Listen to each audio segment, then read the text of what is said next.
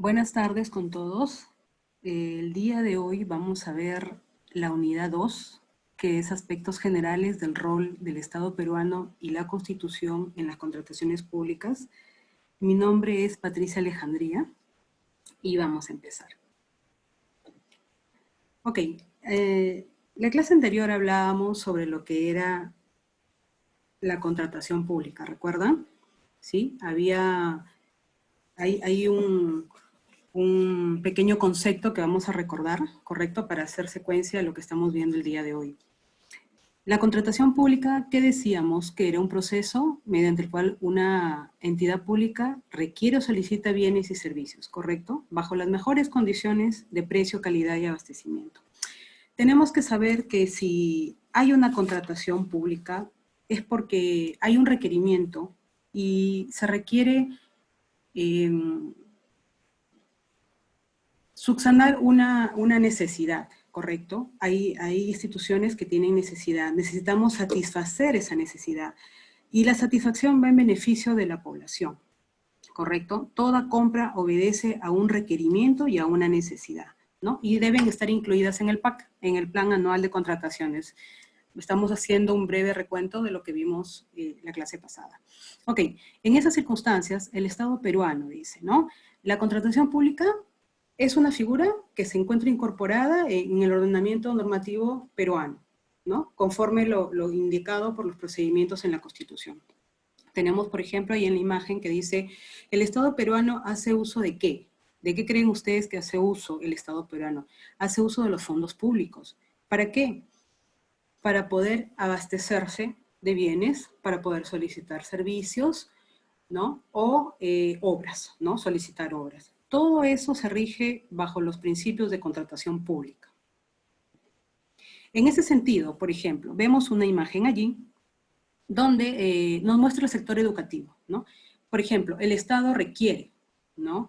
Una pizarra, requiere los servicios de un docente, requiere un escritorio, ¿no? Libros, etcétera, ¿no? Para eso se usa todo lo que son las contrataciones públicas, para la adquisición, ¿ok? De materiales, bienes, servicios que van a satisfacer la necesidad, en este caso puntual, de lo que es el sector educativo. Ok, la institución pública va ligada a lo que es la OCE. ¿Por qué? Porque la OCE va a ser la entidad encargada de velar por el cumplimiento de las normas, ¿no? En la adquisición pública del Estado peruano, ¿no? Tiene competencia en un ámbito nacional, ¿no? Y supervisa todos los procesos de contrataciones, ¿no? Que realiza las entidades estatales, ¿no? Ahora bien, dicho esto, hay un marco legal que regula el tema de las contrataciones del Estado. Entonces, aquí entra a tallar la ley 30.225. La ley 30.225 fue aprobada mediante Decreto Supremo 350 en el año 2015, ¿correcto? Y tenemos acá, mediante la cual se establecen las disposiciones y lineamientos que deben observar las entidades del sector público en los procesos de contratación, ¿no? Adicionalmente a ello, ¿no? Tenemos otras leyes que también contribuyen a la mejora de la ley inicial, ¿correcto? Tenemos la ley 30.353, ¿no? El decreto legislativo 1341 y la ley 30.689, ¿no? Modifican, incorporan artículos que lo que buscan es mejorar la ley 30.225. Ahora bien, ¿qué principios regirán las contrataciones? A ver, acá sí los pongo un poco a pensar. ¿Qué creen ustedes? ¿Qué principios deben regir a las contrataciones? ¿Cuál debería ser la base de toda contratación? Aquí tenemos, ¿no?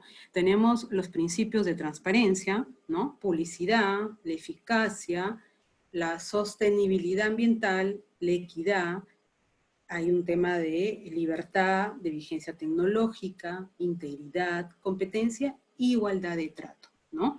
Se trata de que todos los postores tengan las mismas oportunidades, ¿correcto? No es que de repente haya un tema de favoritismo, sino que todos se vean bajo estos principios, ¿no? Que es lo que rige la norma y la ley 30.225. Ahora bien, ¿dónde se aplica? ¿Qué creen ustedes? ¿Dónde se aplica estos principios, dónde se aplica la norma. El Estado peruano, o dentro del Estado peruano, hay muchas instituciones, ¿no? Como por ejemplo, tenemos, ¿no?, salud, tenemos las Fuerzas Armadas, tenemos el Banco de la Nación, tenemos las municipalidades, los gobiernos regionales, los municipios, los gobiernos locales, los ministerios y otro tipo de instituciones que pertenecen al Estado peruano. Entonces, a ellos compete, dentro de ese ámbito, rige la ley, ¿no?, de contrataciones del Estado. Ahora bien, también tenemos la ley que es la 29158, ¿no?, que viene a ser la ley orgánica del Poder Ejecutivo, ¿no? Entonces, en el cual menciona que dentro del artículo 118, ¿no?, ejerce, dice, la potestad de reglamentar, ¿no? El Poder Ejecutivo tiene la potestad de reglamentar las leyes, obviamente sin desnaturalizarlas, sin transgredirlas, ¿no?, sin pasar esos límites que tienen facultados, ¿ok? Bien. A esta ley también tenemos o agregamos la ley 30823. Es la ley que delega al Poder Ejecutivo la facultad de legislar en muchas materias, ¿no? En algunas materias que prioritariamente vendrían a ser aquí las económicas, las de prevención, las de violencia, la lucha contra la corrupción, la modernización de la gestión del Estado, ¿no? Bien, ahora, también tenemos el decreto legislativo 1444, que nos indica, ¿no?, que el Poder Ejecutivo está facultado para modificar dicha ley, ¿no? Puede modificar la ley 30.225, que es la ley de contrataciones del Estado, a fin de mejorar las políticas públicas nacionales, ¿no?, a fin de lograr que se agilicen los procesos de contrataciones y lograr fortalecer al organismo supervisor de las contrataciones, ¿no?, y a la Central de Compras Públicas como Perú Compras, ¿no?, para fomentar la eficiencia en las contrataciones. Ahora bien, también tenemos una base en la Constitución, ¿correcto? Tenemos cuatro artículos que están basados en la Constitución y donde se basa, ¿no?, el tema de lo que son las contrataciones públicas. Por ejemplo, tenemos el artículo 62. Nos habla de la libertad para contratar y nos indica que se garantiza que las partes puedan pactar válidamente bajo las normas vigentes de un contrato, ¿no? Puede haber la libertad de contratar, ¿no?, mediante un contrato. Ahora, indica también, dice, los conflictos derivados de la relación contractual solo se solucionan o por vía arbitral o por vía judicial. Bien. Adicionalmente, tenemos el artículo 76, ¿no?, que nos habla de lo que es la obligatoriedad de contrata y licitación pública. ¿Qué quiere decir eso? Nos indica que las obras y la adquisición de suministros, dice, con utilización o fondos o recursos públicos, se ejecutan obligatoriamente mediante contratos y licitaciones públicas, ¿no? O sea, todo lo que es obras, adquisiciones, con los fondos públicos, van a tener que pasar por una contratación o por una licitación, ¿no? Y bajo el presupuesto solicitado, ¿no?, en el PAC, ¿correcto? Vamos a ver también acá, el artículo 63 nos habla de la inversión nacional y extranjera, ¿no?, que nos dice, la producción de bienes y servicios y el comercio exterior son libres, dice, ¿no? Habla también ahí de un tema de contrataciones. Y el artículo 73 que nos habla sobre los bienes de dominio público, ¿no?, que son de conformidad a ley, dice, pueden estar puestos para aprovechamiento económico. Bien, ahora, después de ver y sustentar las bases de la Constitución para las contrataciones públicas, vamos a ver los objetos contractuales más frecuentes. ¿Cuál creen ustedes que puedan ser? Tenemos, ¿no?, la adquisición de bienes, todo lo que son compras y ventas. Tenemos lo que son servicios en general, ¿no?, los servicios de consultoría, ¿no?, llámese consultorías, asesorías, gerencias, estudios, etcétera, la ejecución de obras y el arrendamiento a favor del Estado. Todo eso dentro de la norma que aplica la legislación sobre las contrataciones del Estado y bajo el organismo rector que viene a ser la OCE, ¿no? El organismo supervisor de las contrataciones del Estado. Ahora bien, dentro del tema de legalidad, dentro del tema de constitución y legalidad y la relación que tiene las contrataciones públicas con el Estado peruano, he visto conveniente ver la legalidad en el estado de emergencia, ¿no? Vamos a hacer la aplicación a nuestra actualidad, a nuestra realidad, ¿correcto? Bien, vemos lo siguiente. Dentro de los procedimientos de selección, lo vimos la clase pasada, ¿no? Teníamos lo que son las contrataciones directas. ¿Por qué voy a tocar el tema de las contrataciones directas? Porque en estos momentos de la coyuntura actual, las contrataciones directas es el procedimiento de selección que se está dando con más frecuencia. ¿Dirán por qué? Por la emergencia sanitaria que tenemos, ¿no? Por el COVID-19, ¿correcto? Entonces, dentro de las contrataciones directas, ¿no? Hay varios tipos de contrataciones directas, ¿no? Hay varias formas por las que se podría contratar de forma directa. Una de ellas, y es la que rige hoy en día por el estado de emergencia, rigen la mayoría de contrataciones, es la situación de emergencia, ¿correcto? Hay muchas formas, pero ahorita nos vamos a centrar en lo que es la situación de emergencia. Ok, la contratación directa por situación de emergencia también está normado, ¿no? Está dentro de lo que es el reglamento de ley el reglamento de ley de contrataciones del Estado, ¿no? Bien, vamos a ver lo que indica el literal B del numeral 27.1, ¿no? En el artículo 27. Nos habla de los procedimientos de sección, justamente haciendo referencia a las contrataciones directas, ¿no? Entonces nos habla acá y nos dice, procedimiento de selección de carácter excepcional. La contratación directa viene a ser un procedimiento de selección, pero funciona bajo un carácter excepcional. Faculta a la entidad a contratar de forma inmediata con un proveedor, ya sea nacional o ya sea extranjero. Pero nos indica también que debemos de contratar lo estrictamente necesario. Si bien es cierto, la emergencia nos obliga a tomar de forma inmediata los proveedores, los bienes, los servicios necesarios para mitigar esta situación, también tenemos que ceñirnos a lo que indica la norma, ¿no? Dice, ¿en qué momentos podemos elegir una contratación directa? Cuando vamos a prevenir, no necesariamente tenemos que estar en la situación de emergencia, es para prevenir los efectos del próximo evento a producirse.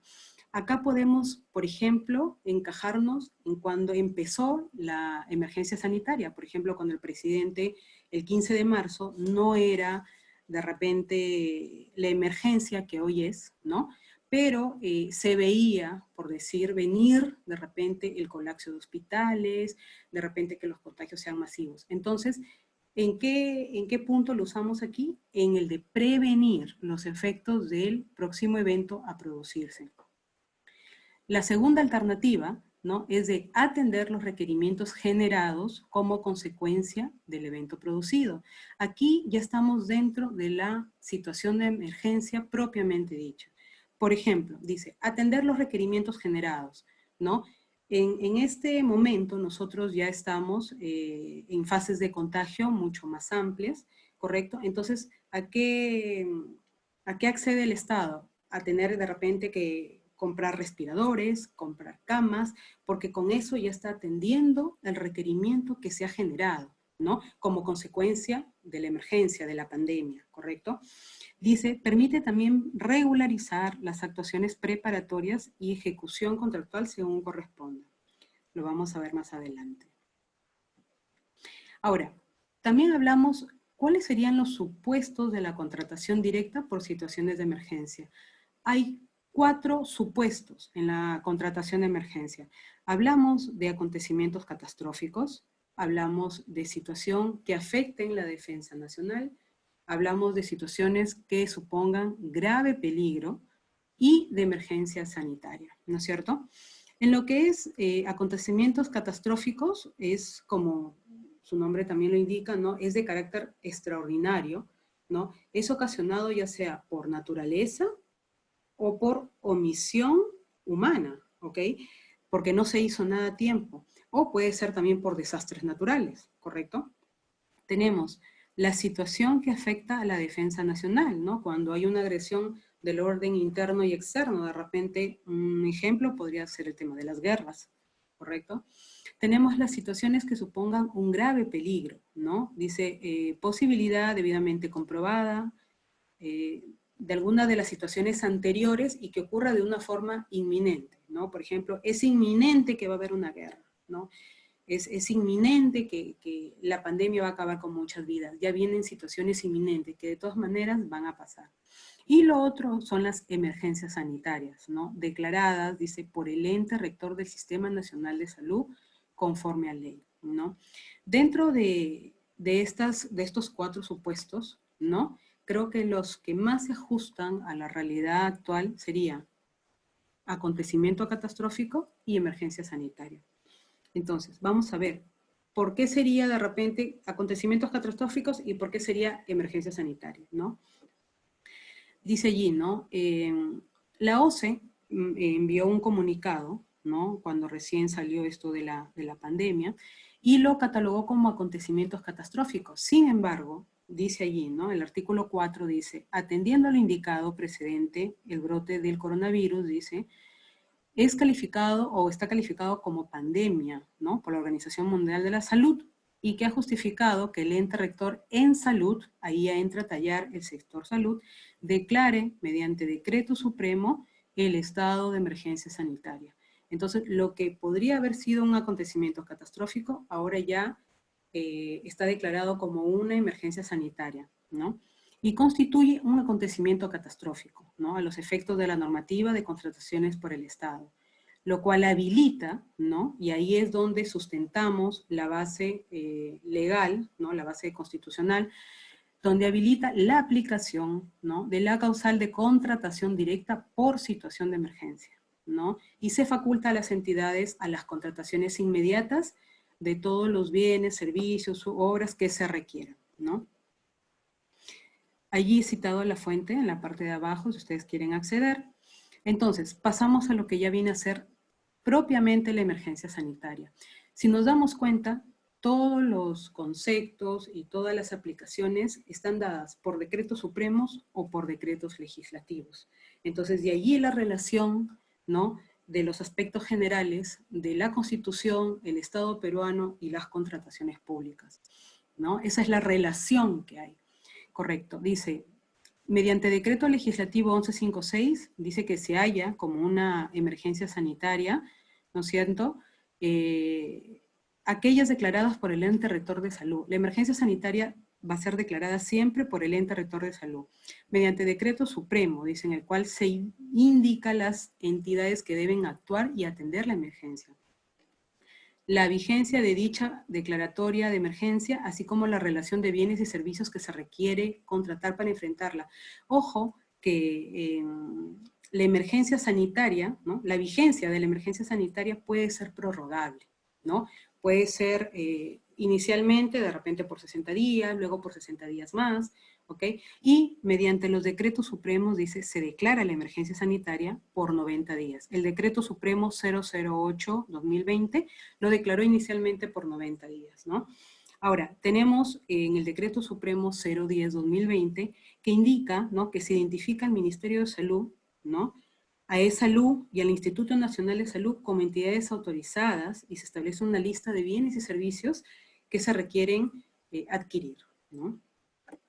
Ahora bien, ¿cuáles son las características de una contratación directa en una situación de emergencia? Las características es la inmediatez y que sea estrictamente necesario. Ahora bien, la inmediatez, ¿no?, ¿qué nos permite? Hacer contrataciones de bienes, servicios, consultorías y obras, ¿no? Lo estrictamente necesario, ¿a qué nos lleva? A atender la emergencia y también a prevenirla, ¿correcto? No solamente se trata de atender cuando ya la emergencia está, sino cuando estamos identificando alguna amenaza, más aún si es de un tema que atañe a toda la nación, como es este, ¿no? Y de ahí viene lo que es la regularización, que ahorita lo vamos a ver. Dice, regularización de una contratación directa en situación de emergencia. A ver, acá tenemos tres cosas muy importantes. La inmediatez, lo estrictamente necesario y la regularización. En fases normales de contratación, ¿cuáles son las fases normales de contratación? A ver, vamos a identificarlas para ver aquí cómo es la diferencia, ¿correcto? Acá tenemos, por ejemplo, las fases normales de contratación son la fase de actuaciones preparatorias, las fases de selección y luego viene la fase de ejecución contractual. Ahora bien, en un estado de emergencia, lo primero que tenemos que hacer es contratar y luego regularizar. Porque ahorita, en un estado de emergencia donde peligra la vida y la seguridad nacional, entonces la fase de regularización queda, por decir así, en un segundo momento. Entonces, lo primero que se hace, ¿no?, es contratar al proveedor, ¿correcto? Obviamente que cumpla con todos los requerimientos, más se obvia la parte de documentación. La parte de documentación sería en la fase última, en este caso, que es la regularización. Entonces, por eso allí contamos, ¿no? Acá dice regularización ¿de qué? De las fases de actuación preparatorias y de la fase de selección. En un primer momento queremos la inmediatez del proveedor y queremos lo estrictamente necesario, ¿no? Para adquirir el bien o servicio, ¿correcto? En esta parte. Ese es el primer momento en una contratación directa en un estado de emergencia. Y luego, en un segundo momento, la regularización de las fases de actuaciones preparatorias y de las fases de selección. Si nos damos cuenta en este paso, por ejemplo, en esta parte, vemos de que tanto el primer momento y el segundo momento están normados en el literal B del artículo 100 del Reglamento Ley de Contrataciones del Estado, ¿no? Acá está. Toda esta parte está normada por el artículo 100. Ahora bien, la regularización de las fases de actuación preparatoria y la fase de selección también está normado en el numeral 101.4 del artículo 100 del Reglamento Ley de Contrataciones del Estado, ¿no? Entonces, como vemos, hay bases legales para poder afrontar lo que son las contrataciones directas en situaciones de emergencia. Ahora bien, tenemos también datos importantes, ¿no? Hay datos importantes que no podemos dejarlos sueltos. Dentro de estos tenemos, dice, fuera del ámbito de la normativa de contrataciones del Estado, tenemos las contrataciones menores a 8 UITs, los cuales se rigen bajo la directiva de la entidad y principios. A ver, lo que son las contrataciones, ¿ok? Se aplican, las contrataciones con el Estado se aplican de 8 OITs para arriba, ¿no? Que sean mayores a 8 OITs. De las contrataciones que son hasta 8 OITs, ¿no? Eso ya lo rige la institución de otra manera. No entra dentro de la normatividad de contrataciones del Estado. No entra, ¿correcto? Pero de 8 OITs para arriba, sí. ¿Sí? A eso sí tendríamos que estar viendo si pues entra dentro de lo que es licitación pública, contratación pública, pero en situación de emergencia, ¿correcto? Es de 8 ITs para arriba, para que aplique la ley de normatividad de contrataciones. Otro punto importante, otro dato importante, dice, hablábamos aquí de la regularización, ¿correcto? En esta parte hablábamos de la regularización. Ahora, la pregunta es, ¿cuánto tiempo tenemos para regularizar estas fases? ¿No? ¿Cuánto tiempo tenemos? ¿De cuánto tiempo disponemos para regularizar esas fases? Bien, de acuerdo a la norma, son 10 días, ¿no? 10 días hábiles, ¿ya? Para regularizar. Ahora, debido a esta emergencia sanitaria, a esta pandemia, esto que que nos ha tomado, por decir, tan desprevenidos, ¿no? Esto inusual, por decirlo así, se ha llegado hasta a otorgar 30 días hábiles de manera extraordinaria para poder hacer la regularización de estas fases, ¿ya? Hasta 30 días hábiles. Normalmente son 10, pero debido a la emergencia y a las prórrogas que continuamente hay sobre la extensión del estado de emergencia, entonces se ha llegado hasta 30 días para poder hacer la regularización. Ahora bien, dice, de manera excepcional puede obviarse la inscripción en el Registro Nacional de Proveedores, ¿no es cierto? No siendo objeto de regularización. A ver, si estamos ante una situación de emergencia, ¿correcto? Lo indispensable es atender la emergencia, ¿no? Dependiendo de esta situación, de manera excepcional, como la misma norma lo dice, puede obviarse la inscripción en el Registro Nacional de Proveedores. Lo importante es atender la emergencia, ¿no? Supongamos, un ejemplo para ello, el oxígeno, ¿no? Si solamente cuento con una empresa que me está dando oxígeno, ¿no?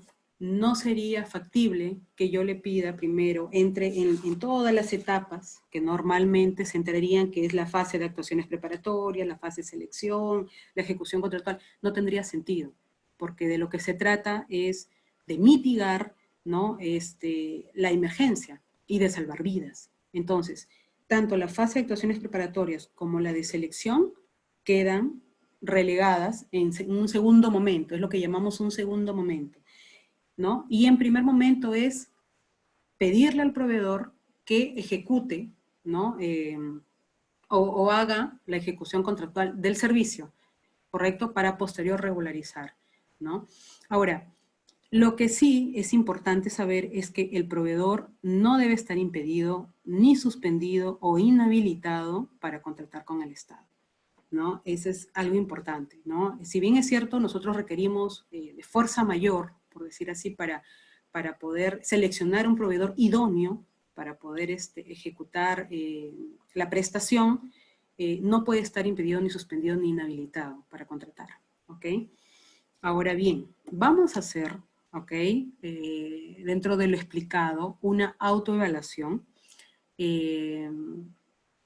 Vamos a ver cómo lo hemos captado, si estamos bien, y si no, vamos a hacer una próxima explicación para ver cómo se ha ido captando estos datos. A ver, vamos a ver, autoevaluación. Dice, identifica que alternativas no es un principio que rige las contrataciones. A ver, chicos, pensando, no es un principio que rige las contrataciones. A ver, 30 segundos. ¿Cuál no será un principio que rige las contrataciones? Vamos, vamos, ustedes pueden, vamos. ¿Ya? 3, 2, 1. A ver, vamos a ver quiénes lo hicieron bien. La responsabilidad no es un principio que rige las contrataciones, ¿no? Hablamos del tema de las competencias, la igualdad de tratos, la transparencia, la equidad. ¿De qué más hablamos? De la publicidad, ¿no? ¿Qué más hablamos? De la vigencia tecnológica, de la sostenibilidad, ¿no? Pero la responsabilidad no es un principio que rige las contrataciones, ¿ok? ¿Hasta ahí cómo vamos? Ok. Vamos a ver la otra pregunta. Dice, ley que corresponde a las contrataciones del Estado. Facilísimo. A ver, 30 segundos. ¿Qué ley rige las contrataciones del Estado? Vamos. ¿Ya? ¿Sus alternativas están? 3, 2, 1. Bien. La ley 30.225. ¿De qué trata la ley 30.225, chicos? Decía, la presente norma tiene por finalidad establecer normas orientadas a maximizar el valor de los recursos públicos, ¿no? Que se invierten y a promover la actuación bajo un enfoque de resultados en las contrataciones, ¿no? Y busca las mejores condiciones de precio y calidad y cumplimiento de los fines públicos, ¿no? para beneficio de la población, ¿no? A ver, vamos por la tercera pregunta. ¿Qué alternativa no corresponde al ámbito de aplicación? ¿No? ¿Se acuerdan que vimos que habían varias instituciones pertenecientes al Estado, ¿no? A ver, vamos a ver, 30 segundos, vamos.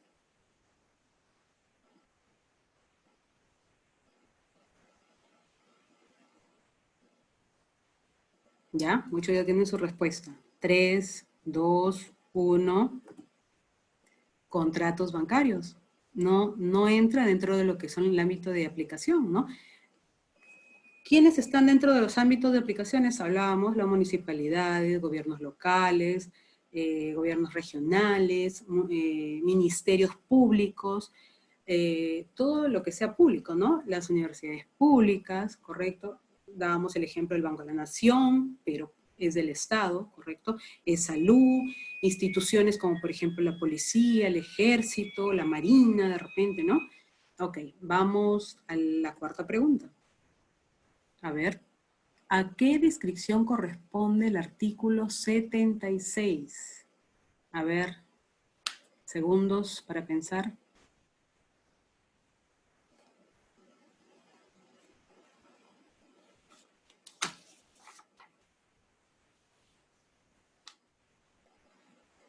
Bien, 3, 2, 1, obligatoriedad de contrata y licitación pública, ¿no? Nos habla, ¿de qué nos habla el artículo 76? De las obras y las adquisiciones de suministros, ¿no? Con los fondos públicos, obligatoriamente tiene que tener un contrato, ¿no? Y tiene que entrar a licitación, ¿correcto? Según lo que establece la ley y el procedimiento. Bien, quinta pregunta. La ley 29158, ¿a qué corresponde? Vamos, tiempo.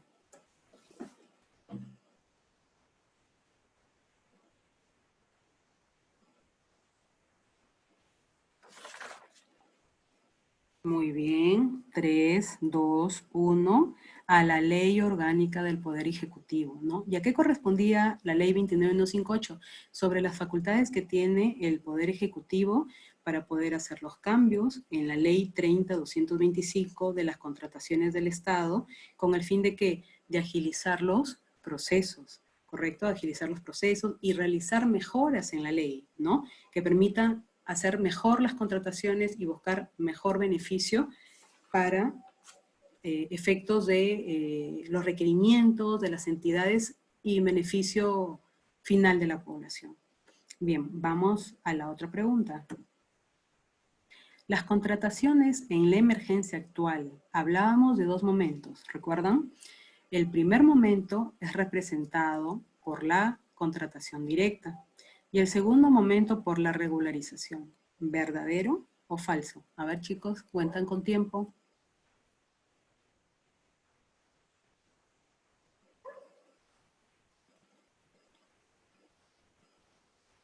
3, 2, 1. ¿Verdadero o falso? Verdadero, ¿no? El primer momento, ¿de qué nos hablaba, chicos? El primer momento nos hablaba de la inmediatez, ¿correcto? De hacer la contratación con el proveedor, ¿no? La inmediatez y que sea lo suficiente, ¿no? Que solamente sea lo requerido, nada más, ¿no? Y el segundo momento era la regularización ¿de qué?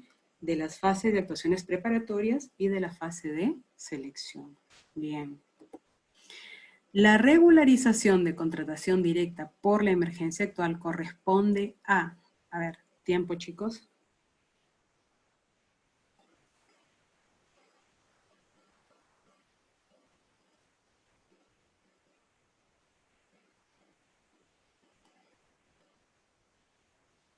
Tres, dos, uno. ¿A qué corresponde? La regularización a las fases de actuaciones preparatorias y a la fase de selección, ¿no? Porque, ¿qué regularizábamos, no? ¿Qué regularizábamos ahí?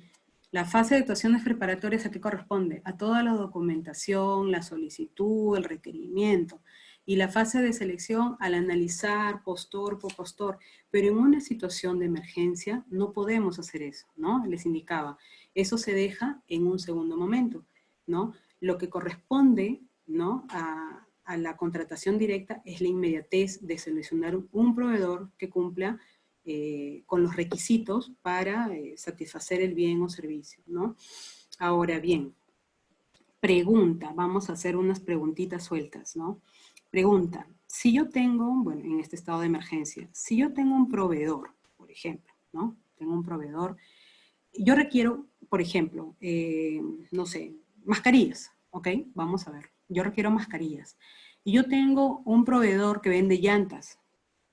¿Se le podrá comprar o no se le podrá comprar? ¿Qué opinan ustedes?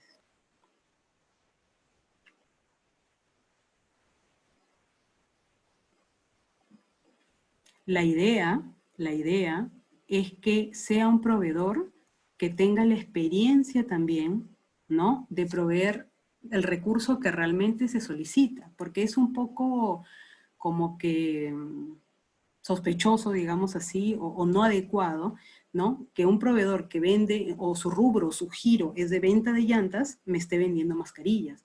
¿Qué puedo pensar ahí?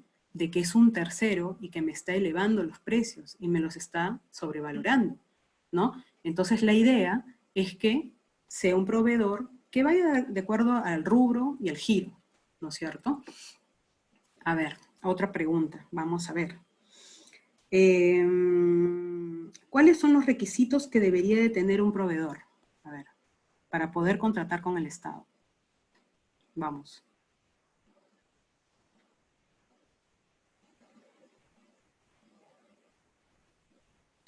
Vamos. No estar impedido, no estar inhabilitado, ¿no es cierto?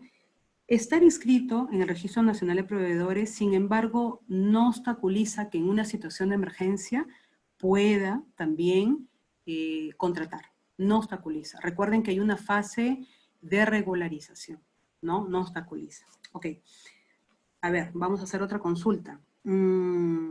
Las contrataciones menores de 8 UITs, ¿están dentro o fuera de la norma de contrataciones del Estado?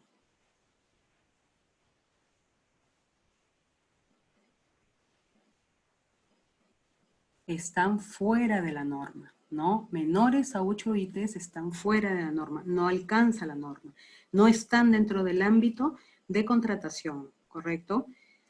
Bien, entonces, hemos visto, ¿ok?, todo lo que es las bases sobre las que se sientan las contrataciones con el Estado, la relación que tienen con la Constitución, ¿no es cierto? Y las leyes que la rigen, sobre todo, ¿no? Las leyes que la rigen para ver en realidad sus bases, ¿correcto? Les agradezco mucho la atención. Vamos luego por el otro capítulo de la unidad 3, pero muchísimas gracias por su atención.